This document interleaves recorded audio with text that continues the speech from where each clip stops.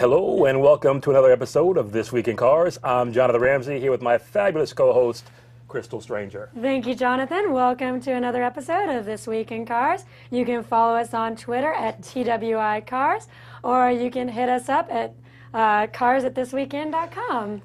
Today in the studio we have Amir Rosenbaum from Spectre Performance. Correct. Okay, that's the right name, Spectre That's Performance? right. Okay. Right. Thank you very much for coming down. Thank you. We're also going to be looking at the future of cars in strap-in, and we have the new Fast 5 trailer, but we're going to get right into the news first and foremost. So, the theme of the news today is, will it work? We're going to start with the FT86, which is a Toyota car, a car Toyota introduced last year at the Geneva Auto Show in 2010.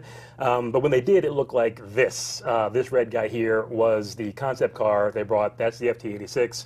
And this is the car that replaces the Celica Supra from the 80s, the AE86, supposed to reinvigorate the lightweight, inexpensive, easy to modify sports car segment. But the new car they brought to this year's Geneva show looks like this. This is the FT86-2. It's been redesigned. It's got a more upright front and a shorter back, and then for the pedestrian safety impact standards, the front looks a little different. And the question is, we know it's going to have a 6-speed manual transmission.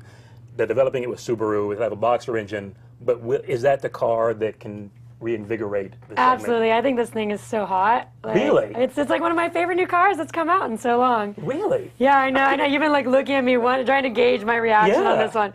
But I actually really love this car. I think it's I think it's a hot looking car. I think it's something that's going to be really easily customizable. I think it's going to really So if they price take it off. right, you think this could be Dude, the return for of... 25 grand, that car would take off. It's beautiful. I mean, even though like a Mustang is 22, you think that I think this it's car higher than a Mustang, that one. higher than a Mustang? Okay. Did you have anything? Is it rear-wheel drive? Yeah, rear-wheel drive. Rear-wheel drive. Yeah, 6-speed Boxer engine, rear-wheel drive. Four-cylinder about boxer 25 or the grand. six-cylinder boxer? Probably a 4-cylinder Boxer. They're developing the car with Subaru, so it'll probably be Subaru's 4-cylinder. it's gonna be It'll have super plenty of power. lightweight. Yeah, It'll be be lightweight, fast, probably 6-speed. turbocharged in the Subaru Sexy. version. You think it could work? So do you want it? Celica, lightweight, back. You want to come back to that? You want to pass for now? It's not for me. I don't Not know. for you. I don't know. Well, because I wanted to know what you thought of that, especially because with the cars that you modify, if that would be something that you would look at, as well. No. No. Okay. There you have it, ladies and Really? gentlemen. No, but I'm with you. I actually think it could be a great little car. For I that think segment. that car could really it's been take missing. off. Yeah. You know what I couldn't tell from the picture is how big it is. How big is that car? It looked big in the picture. It is that's actually just No. the photo. It's not that Okay. big. It's probably about the size of the old Celica. Heavier. It's not like the FF. See, that would work. Exactly. Would work. That would Because- work. Because a Mustang and a Camaro, they're all priced in the same range. And Right. if you don't want to buy a new one, you buy a year-old one, and it's about the same money, right? But you Yeah. can't fit them in parking spots very easily. Right. You can't go shopping Yeah. with them very easily. Everything is now set up for compact. Everything is small. Yeah, Everything's no, those narrow. are smaller. So Well, the but plus F86 it's just all smaller. power to weight ratios when you start getting into building performance. That's true. So something small, it's lightweight. Well, okay, How so li- how actually light is that's it? How light is it? Do you Well, know? we don't know yet because they don't haven't know. released Yeah. that, but it's going to be in that area. It should be on the line of the Genesis. A base Mustang is probably what we're looking at for that car, or a little lighter. The V7 That's still Mustang. It's so $3,400. heavy. That's a heavy car. heavy The base car. Mustang is. But with the safety, but with all the safety requirements that you need, like there's only so much they can do, and I mean the WRX is still a pretty potent car for what it is. For a 4-cylinder boxer. So it'd be- WRX isn't that heavy though, is it? It's 3,200 pounds or so. Yeah. Yeah, it's up there. I thought it was like 3,100. Oh yeah, so no, 3,200 it'll be around there. That's a big difference between like 3,200, 3,500 pounds, for... Well, speaking of though, Performance cars. not lightweight and not inexpensive, we have the new BMW 6 Series. So Yes. the old 6 Series was the sort of bloated kind of Sharky Ed Hardy set. This is the brand new one. That's the convertible on the left, of course, and the coupe on the right. They just announced this week. It comes with a twin turbo V8, 400 horsepower. 450 pound-feet of torque, but really the story is the new design. And we have a picture of the interior as well. Oh, and we have a close-up of the shot. So it's bolder, tauter, sharper, new front end, new back end, but still with Okay, those to 6 me- lines you recognize. But will this? It sounds very 6-line recognizable, yeah. because like for me it's like, how do you call this bolder, newer? It doesn't look that different to me. I mean, as far as Really? looks go. Okay. Performance-wise, doesn't seem that different. I don't know. I Well, mean, 0 to 60 and 4.8. it's Yeah, like- it's not that different. But I think I mean, I agree with that. It's still a familiar. It's still familiar I mean, as I a still 6. love the BMW 6 Series. Don't get me wrong, but as far as like something outside like the box or anything, I don't see as much that different. Is it me or does the back end look like a rental car? It looks like a Sebring rental car. It doesn't look like a BMW. The front. You did not dig that back end. No. Oh my God! Okay. Can Did you that see the again? back end? Can Look at we that. see the back end again, please? Okay. I'm thinking Avis, Yes, Hertz, Whiskey Tango Alamo. Afternoons. I don't know. You tell me. It doesn't look like BMW, except for Maybe. the little Really? BMW Well, you know, thing. with that back end, Yeah. you know, that they took the current back end and then sort of cleaned it up and stretched it out. And you think in that cleanup job, It kinda looks boring. They turned it anonymous. Yeah, I think Okay, they've made it more boring Okay. looking than it used to look. Okay. That's kind of my feeling too, a little bit, you I know? think that's actually part of the point. The point was for it to look a little more boring than it used to because Why? because the last one was so polarizing that they didn't sell that many, and you know they wanted to expand this into people who sort of appreciated Please. BMW design. But classic BMW design. stands for beauty, money, and wealth. So how do you take that beauty part and just make it boring? Now it's boring money and wealth. I don't think that's Well, right. I think They have to change conservative. the I think name. conservative money. You could always get. That'll be a better sell for you than exciting, outrageous money with BMW. Not for us, you. No, for us No, and our not for you. products, Right, BMW not stands for for you. blocking my way. That's blocking my way. That's right. Okay. Oh, I can't wait to get to this first I love segment with you. acronyms. Okay. But now we're going to get to the bully. Oh, the bully. Yes. What is this? This is for the hippies, fish fans, everyone, eco tourists out 420 there. friendly. Yeah. We have 420 friendly, exactly. We have the new reinvigoration of the VW bus here. We like I like this car personally. It's built to take on the Scion XB. The question, of course, is will it be enough to get the bus drivers back to? I mean, yeah. Like, I mean, Volkswagen? it's tiny. You know, it seats 5 people. It's the size of a Scion XB. Like the original bus was called the micro, the Yeah. microbus. This is like the microscopic bus to me. Ah, that's good. Like I this. like it. I like it. Microscopic. I mean, it's neat. Don't get me wrong. Like it's neat, but it's tiny. It's the size of like you shrunk a bus to the size of an XB, and all right. I think it's the right kind of vehicle for the right kind of time. You know. Really? I think there's a lot of people who had microbuses before. They've outlived their durability. People are sick of fixing them, dealing with them, that kind of stuff. And it's a small, practical car. They were talking about putting electric motors in it. Right. You know, there's a lot of like innovative type of things they've been talking about doing with it. If they really come out with those availabilities to market, And you think I that'll think work? it's going to take off, yeah. You know what else? When they came out with the XB, they were going after the younger generation. And one of the things that surprised them was how many middle-aged and older people bought the XB because it looked practical. Right. They looked at, Yeah. well, that looks practical. Let's get that. This bus is going to hit a nerve because all the people who were hippies in the 60s are now practical. Well, yeah, Okay. there's a lot of And people rather than like, getting an XB, what could be better than going retro and getting a new vehicle at the same time that brings back good fond memories and then still, you know, I think that's a home run for My them. God. Well, there's a lot of That's- people. There's a lot of They're people like going to my- get premium for that. There's a lot of people like, you know, my parents, like my mom, my stepfather, everyone like that, who have like kind of retired, gone back to like where they're doing music, doing different types of things, bringing a lot of gear around places with them.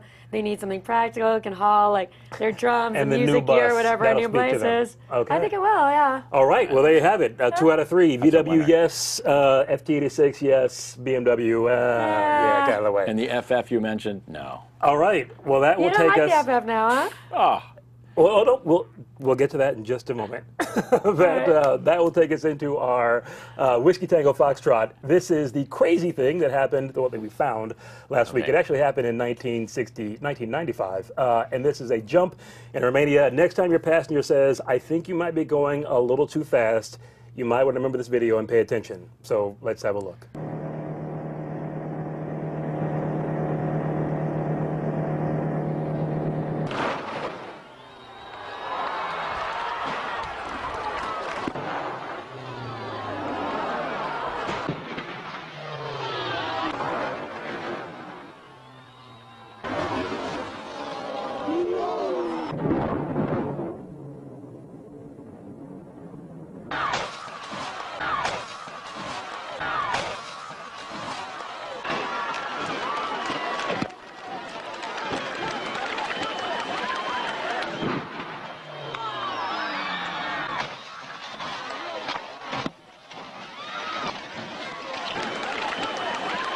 And as our guest said, carrying a little too much speed through that jump is the a problem. little There's your bit. problem, just a Yep. tiny bit. Just a little bit. So now we are going to get to our special guest, Mr. Rosenbaum from Spectre Performance. So first, before we do anything, we have to say, you sell things, correct? We sell things. Okay. Well, We do. what is the things you sell? Yes. We're We looking sell- confused here. Air filters and air intakes for cars. Air filters and air intakes for cars. Yeah. That was I a bit need an air understated. filter for my Is that- car. What's that? I need an air filter for my car. Go buy one. That's what we sell. We'll have to sell one. No, air filter. So high performance air. Every car has an air filter, Right. and they're usually made out of paper. And we make ours out of cotton, and they're high performance. They flow more, and they trap all the dirt, and they're really good air filters. So more air, More power. less dirt, more power. Yeah. Spectre Performance air filters. That's it. Okay. All So how right. did you start all this? Not with air filters. Okay. We started with other stuff. What did you start with? 27 years ago. Yeah. These little Chinese finger locks. When those you were like little- 6? No, Oh. thank you. Okay. That's, wow. Okay. Just making sure. I feel so good. No, I was 23. Okay. Yeah, 23. Kid. Yeah, but unemployed. Right. Oh. Yeah, desperate. I've heard yeah. stories about that. Yeah, I couldn't hold a job. That's the problem. That's why I have a company. So, I mean, I kept getting jobs. I just couldn't hold them. I Right. kept getting Well, fired. what I remember you guys were all the dress-up kits, right? We- all we these sold different sleeving that went colorful over hoses. sleeving, that Yeah. kind of stuff. Yeah. The original plan was What's that? if I could clear $1,500 a month, that would be it. I'd be done. That was great. Good old days. That was it. Yeah. Okay. 1923. This was. Oh no, you were 23. 80, Sorry. 1983. Okay. Right. Money meant a lot back then. I mean, Right. That was it. It That was the did. start. I didn't really care what I sold. I just wanted to sell something, and I wanted to be in the automotive industry so I would meet other manufacturers, and then I could get parts for less. Gotcha. That was the whole thing. That was. So that was how did it. you move into air filters then? Oh, wow, that's a long story. About 10 years ago, we got into the sport compact thing. A lot of our customers asked us to do things for the sport compacts that were coming in. And one of the things was filters. And so we started to sell different kinds of filters. And we did an interesting poll at the time. You guys ever go to the SEMA show? Yeah. Yeah, Yeah. okay. So back then, this is, I don't know, late 90s. Every booth, or every other booth, had a Honda in it, a 92 Honda Civic. That was like the car. And people were talking about the 92 Honda Civic like it was the new coming. This was the 57 Chevy of the generation. This was going to put the 69 Camaro on the trailer. This was the car for this generation and forevermore. The muscle car was banished. This was it. So we thought, I can't be. We sell a lot of filters, but are they all going to the 92 Honda Civic? So what we did was we put a little piece of paper in every package that we sold, and on the piece of paper we said, hey, log on to our website and answer a simple 5-question survey and submit it, and we'll send you decals for doing that. That's it, just decals. So we put together little envelopes of decals, and we got back, I don't know, a couple thousand respondents, and then we pulled them all up, and guess what percent were 92 Honda Civics? 5%. 1.2. Wow. I mean, it was so small. And so what was it all made out of? There was no big number. I think the biggest number we had was 2%. The only way I can tell you what it was if you go on an overpass over the 405 at 5 p.m. and look north and look south and see that sea of cars, that was it. So we realized there's a market out there for filters. For everything. Everybody. Yeah. Everybody. And it's whatever you're driving, that's special Yeah. to you, that's what you want. So we sort of got into that and started designing and building, and just grows from there. And so, but you don't just do filters, you do like full-on cars. We have a couple of photos of some of the cars like the Spectre cars. Those are for us. We don't sell those. Well, okay, we don't sell those. We have this El Camino. Yeah. We have a Maverick? Oh no, the Camaro. That's a the Camaro. carbon Camaro.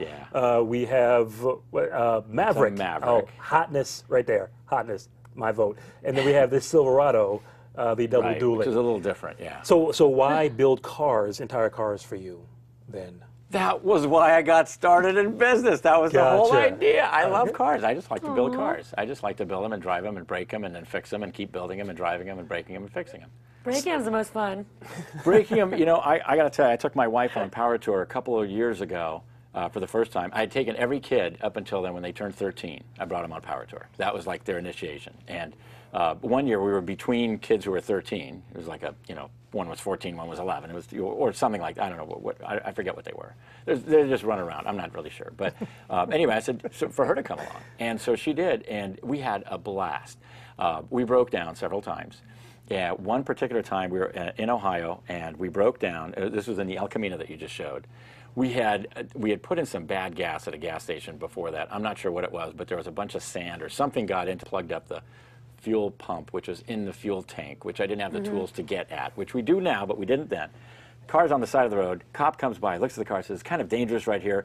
He's looking around, he goes, I think I'll just shut down the exit. What do you call that? The exit. Yeah, the ramp. The ramp. Yeah. I'm just going to shut the ramp off. And my wife looks at him and goes, "You can do that?" And he goes, "Oh yeah." He's a policeman. Oh yeah. He can do whatever She he goes, wants. "Really?" You know, like, it was hysterical. And he goes, "Watch this." And he got his microphone. He goes, and he goes, 3 minutes shut down. And 3 minutes later, man, they had cop cars lined up. They had cones all shut down. He goes, now, he says, "You know what I can do now?" And I said, "No, what?" He goes, "I can look at your car in safety. Let's look under the hood. Let's look here. Let's look there." He crawled underneath and looked at the whole thing. To serve and protect. That's what they do. I have Yeah, his can we car. have cops I like have that his car. here? Next time we're driving through Dayton, Put on our I eye. know who to call. There you go. You can't get that if you don't break down. Well, in El Not Camino here, that's from for Spectre sure. Performance, you Right, can't get right. that. So before we actually break from this segment, I want to get to the 341 challenge. Okay. Is it 341 or 341? It's the Spectre 341 challenge. The Spectre 341 Spectre challenge. 341 So challenge. before we even say anything, we have a Okay. video. Let's Okay. check that out. Okay.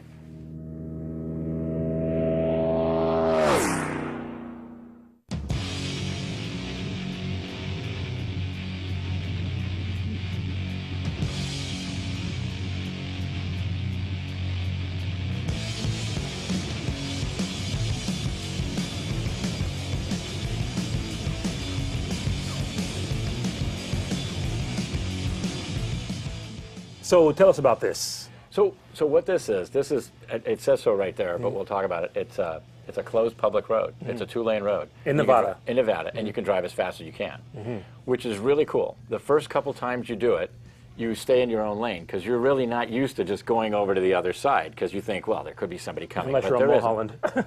Right? Unless you're on Mulholland. Oh, then you I then you guess do whatever you want. Yeah, but here, I mean, and once you get used to it, then you realize you got the whole road, and it's so much fun because it's not a racetrack. That's the thing. It's very important to realize this is not a racetrack. Racetracks have runoff areas. They have whatever. This thing has cliffs. There's no guardrails in most of it. There's huge drop-offs. And after your third pass, you forget about all that and you focus on the road. And it's just such a beautiful road. None of the turns are set up like a racetrack. They're all set up because of the mountain. It's a very organic road. And so what it really tells you is how good is your car and how good is your car communicating to you and how good are you communicating with your car. Okay. So you can have a car that posts the biggest numbers anywhere, that does this, all the G's and the laterals and all that stuff, and the magazines write about them and do whatever, but it doesn't mean diddly squat till Until you you bring put it it on the out road. here. Exactly. And Always. why did you start this? What happened was, actually, this was an ongoing event. It started in 1972. And you guys took it over. To make a long story short, yes, and we took it over last year, but it had run up until 2002, and then it stopped, and then a couple of years went by, and we thought, you know what, somebody's got to do this. This is too much fun. Okay, then hold right there. We're going to come back to you and talking about speed and breaking speed records in the next part of the interview, but now we're going to get to Strap-In, which is about the future of the automobile. And today, we're going to talk about fat people, old people, and cars. So about a third of the populace is obese, considered obese in America. And then by 2050, they're saying that people 80 years old and over will outnumber any 5-year increment of age group. So they'll outnumber any 15 to 20, The 23 baby to 28. boomers, right? Exactly. Seriously? Yeah, exactly. Yeah, By you never heard 2050, that? exactly. 2050. How much is that from? 39 years. Yeah, so you better get ready. Wait, that's an you might 80 to 85? 80 years old. 80 years old and over will I'll be that outnumber old. any 5-year. I'm going to be older than them. So you'll be one of them, outnumbering every other age group. To me, I'll be they'll be that old. whippersnappers. Okay, go Yes. ahead. I'm sorry. So Wow. what that means is they now have to design Wow. cars to sort of fit fat people and to deal with old people. So Volvo has been investigating sort of technologies to help old people because they actually don't get in more accidents, but they die more often because their bodies are more frail. So we have a video about that. Let's check that out first. To understand how drivers think and what they focus on, special cameras are used that follow the driver's eyes. Elderly people looked more on lines on the road to position the car, and they didn't pay that much attention to other vehicles. On the other way, young people did look more on dynamic object like other cars coming inside the intersection. In this study, which is based on a large number of tests and which has been carried out in conjunction with the Swedish National Road and Transport Research Institute, they have compared both older and younger drivers and have reached the conclusion that it is in fact a myth that older drivers are both more dangerous in traffic and worse drivers. There's a lot of myths around older drivers. causing or being more involved in collisions, which is not right. It's generally the younger population that are more involved in collisions.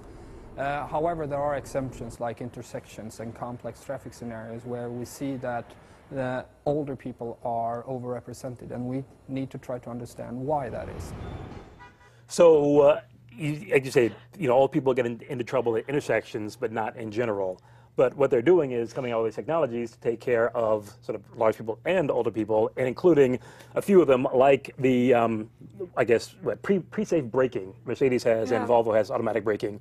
You have a video of that. Let's check that out, where the car will brake for you. Front-mounted radar sensor detects pedestrians in your path, engaging the brakes automatically if the driver fails to.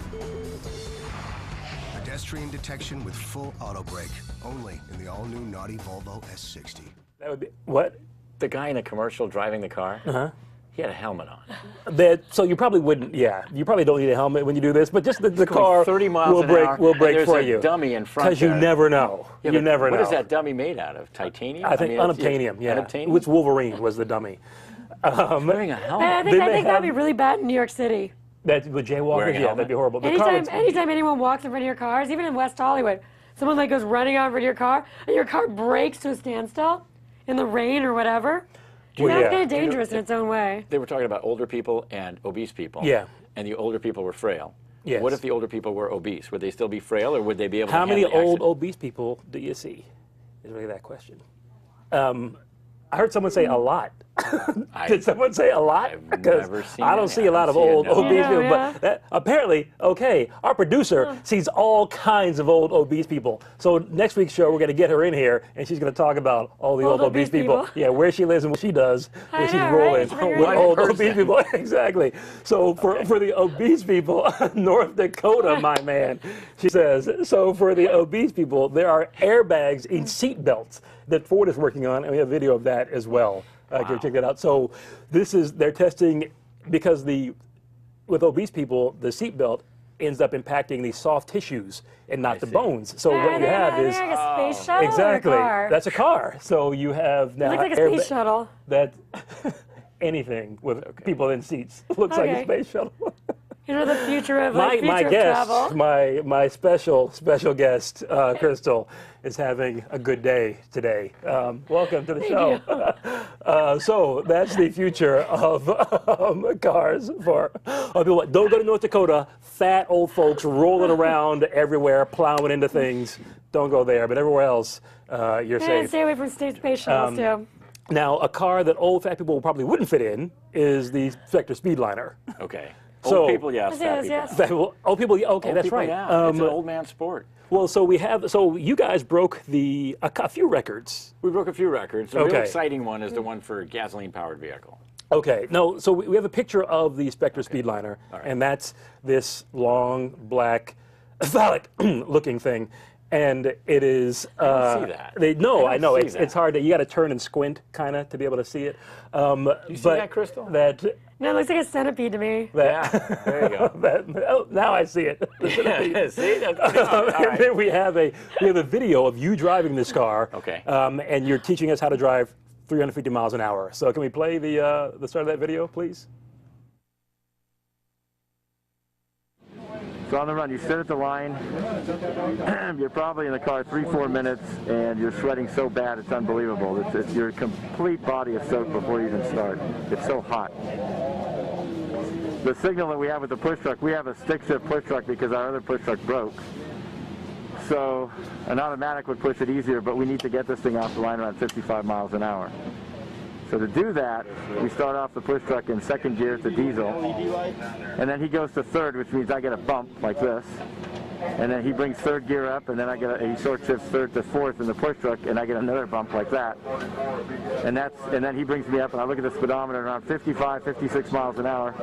I arm the air system, which is right here. I go arms the shifter. I release the clutch. I give gas, and I take off. And as soon as I release the clutch, my left foot is now going to cover the brake pedal, and it's going to start just tapping it because I'm going to be giving more and more and more gas, trying to accelerate as hard as I can. The back end's going to be hunting for a spot to gain traction, so it's going to be slipping and sliding. The left foot is going to try to control that. So that was how you start off these record-breaking runs, and what was this about? the whole Speedliner thing? Because you don't often see Bonneville. an air filter company making Yeah, you know what? high-speed Bonneville runs Land at Speed Record Bonneville. isn't it the best place to test out air filters? It's yeah, that's There it. is Hey, that. that's good. That's a good one. That's actually, yeah. We should go That's there. great. Nice flat area. I'm her agent. Yeah. You can, Right? yeah, I could talk. Yeah, you know what? I mean, the whole thing about I like to go fast, and so where do you go fast? Well, that's one place where you can really go fast. But just to go and participate, I'm not a good participant, right? If I'm going to go somewhere, I want to go and win. I don't want to just, or at least have a shot at winning. Now, you can win every time, but if you don't have a car that's worthy of winning, stay home. What's the point? What's If the you're not point? gonna win, If you're what's not the going to point? win, what's the point? Well, Sounds like Charlie Sheen here. said the girl wearing the checkered dress. You know, Winning. it's like winning. Yeah. Winning. So, Yeah. yeah. I haven't Sorry, seen where that. were we? I haven't seen that. So I don't know No, what and you're- that's you heard all you need to see. but anyway, so the whole thing is, and if you want to win, you've got to look for all the weak spots that everybody else hasn't, exploited yet. This and is like that's what you wanna Karate do. Kid stuff. You got to sweep the leg. We don't wax. come. There's no waxing. No waxing on. involved. No No waxing. waxing on, Okay. what's Okay. No, Sorry. that's right. Continue. So- Excuse me. No, there's more Machiavellian, really, or art of war, like exploiting your opponent's weakness. The opponent here is Mother Nature, so it's kind of touchy about, because you're really going after Mother Nature. That's really what it's at. I mean, there's other guys doing it, but when you're out there, everybody helps everybody because you're all trying to do the same thing. And one of the things we realized early on was that if we're going to bring in air into the car, everybody else does it with above scoops. In other words, they have their car, and then they have the scoop that sticks up and over. It's like a periscope scoop sort of a thing that's way out in the airstream above the car. It causes drag, but it's also a place to get clean air. So we wanted to get free air where we'd be able to scoop up air and not get any. And we do that on the flanks of the car, right down by the ground level. Of course, it picks up a lot of salt, so we have to run filters. The guys who run the scoops up here, they're in clean air, they don't run filters, although the air isn't that clean. I proved to them that the air isn't that clean by bringing a black car out to the salt flats, leaving it there for 20 minutes and saying, look at that. And they look and they go, oh, it needs to be washed again. So it's not that clean. You just can't see the dirt. But anyway, getting back to where we were, we needed to have some really good filters. And of course, we make filters, so this made sense. It's also a great way as a business deduction because you're able to do what you want, and still be able to write it off. As long as no CPAs or IRS people are watching. No, we don't have any IRS CPA. does not No, watch no, no. the internet. No, so Yes. I mean, it's a marketing tool. It's an R&D tool that proves it. I mean, you're really putting your words and whatever. I mean, you're putting The proof of the everything on pudding, line. all out it's there. It's right there. Right there. You got your engine, you got your car, you got everything. If the filters don't work, they're going to ingest salt. Your engine's going to seize up, and you're going to have problems. So, what records did you break while you were out there? The records we broke were for A and AA, which is classes of engine size, and then BGS, which stands for blown gas streamliner. And Streamliner is the kind of vehicle. Streamliner is a type of car. And you had the gas Cadillac engine. And then, well, there's two kinds of sets of records. There's U.S. records, which are SCTA, Southern California Timing Association, and they do this in conjunction with BNI, Bonneville Nationals, Inc. Yeah. And they said that's Bonneville records. They set a record one way. And a lot of those records are very cool records. Then there's FIA, which is French words for Fédéral, International, whatever. I think I should have a thin mustache when I say that, but I don't know how to do that. So anyway, that's global record. That's international. So the two records are set a little bit differently. The SCTA records, you make one pass, you break the beam, you set it up, your car goes into impound for 2 hours. You get the chance to prep it and maintain it. Then it sits there overnight. Then the next morning you have to come back, do it again. They average those 2 runs. If the next day it rains or it's windy, it scrubs the first run, you have to start all over. FIA does it a little differently. You make a pass, you break the timing beam. You have 60 minutes to break the timing beam going the other way. So which records did you break? Because we have to move to the next segment. Which records did you break? We broke, I think, like 4 records at SCTA records. Okay. For blown gas streamliners in A and AA classes, and then we set a record, but we didn't break one at FIA meet. Because you'd have to go the other direction. Well, that would no, we did that. disqualify We you. did that 3 times. We were able to turn the car and do that 3 times. To break an FIA record, you have to break it by 1%. The record was 406. Right. Okay. We ran 408.997. Like with a half a 409. percent. Gotcha. Right, and we need to run 410 So Spectre Performance goes 408 point something miles an hour. with a 415 exit speed on gasoline. With Spectre air filters. With Spectre That's air the thing. filters. All right, Yeah, so okay, that's it. that's our time. Now, 341 Challenge. People, you can come out to watch that in Nevada. Everybody's invited. 341challenge.com is the website. Check Yes. it out. It's going to be a great time. We'll be there. Come see us. Sounds sexy. I gotta go. And now we're going to move to Junk in the Trunk, which is our final segment. The little bits of news that we want you to know about, but might not be big bits of news. So we're going to start with the i3, which is BMW's little car. We showed you a teaser photo of it last week. The car's been spotted out testing. It looks like, frankly, Legos on wheels. It isn't the most attractive thing at all, but it's in coverage. I don't know if we have photos of that, but if we do, they'll come up later. What we'll actually get to right now is, oh, there it is. It's coming, people. There it is. It is, yeah, not really a BMW. That's the i3 coming to destroy your eyes somewhere, sometime soon. Exactly. Wow. Yeah, that's the back scene out testing. Then we're going to skip our next bit and go straight to Fast 5. Oh, yes. The latest trailer. We showed you a trailer of Fast 5 before, but this one's even better, so let's play it. It's sexy as hell.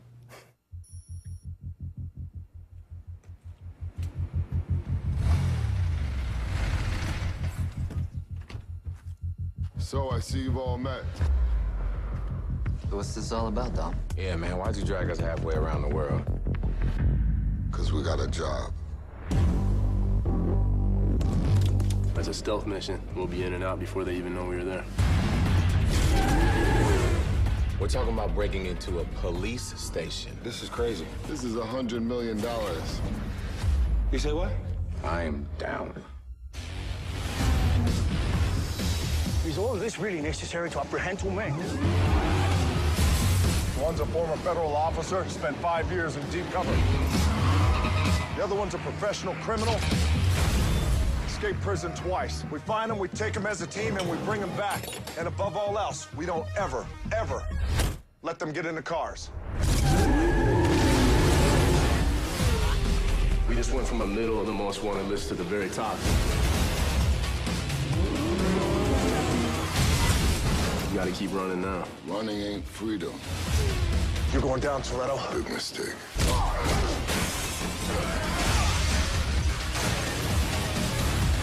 This just went from Mission Impossible to Mission and freaking Sanity.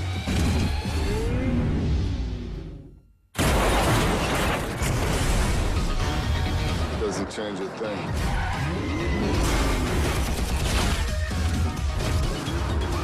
Chances are, sooner or later, we're gonna end up behind bars or buried in a ditch somewhere. But not today.